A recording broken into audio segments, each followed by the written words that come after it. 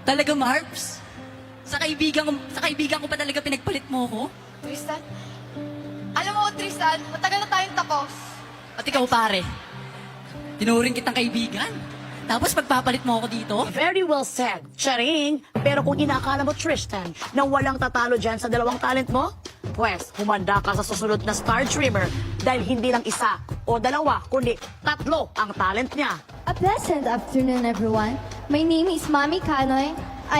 I'm 16 years old. I'm from General Santos City. Sige, Mami, itayo mo ang bandera ng Jensen. I want to share my talent, dance, modeling, taekwondo.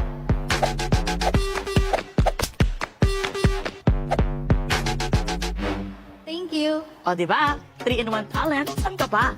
Apaka-cute niyan, Mami.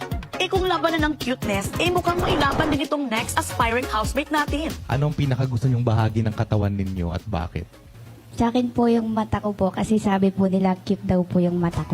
Ah, cutie patootie, just like me. My name is Ashley Sophia Dismit po talaga. Age ko po is 18. I'm a social media influencer po. And student din po. Nag-start po ako, pandemic po talaga. One time po, nag-TikTok ako. Hindi ko na po in-expect na magbo-boom po yung one video ko. Na kasi yung pinost ko po na yan is parang ganda-gandahan lang. Kala mo, gorgeous na 10 out of 10. And doon ko na po tinuloy yung pagiging social media influencer. 684. Growing up po, lumaki po ako sa lola ko talaga. Lola's girl po talaga ako since bata pa kasi kakapanganak pa lang sa akin ng mami ko. Nag-abroad na siya.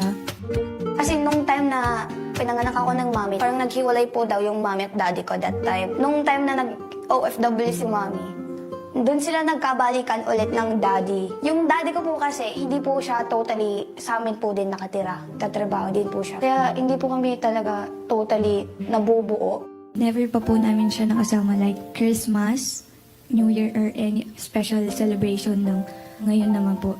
Parang nagiging close na po namin si daddy kasi parang napapadalas po yung uwi niya. So parang bumabawi po siya sa amin ngayon. It's okay, Fiang. Sigurado akong tuloy-tuloy na ang pagiging close ng family nyo. Lalo pa, pag napanood nila ang pagsisikap mo for your dreams.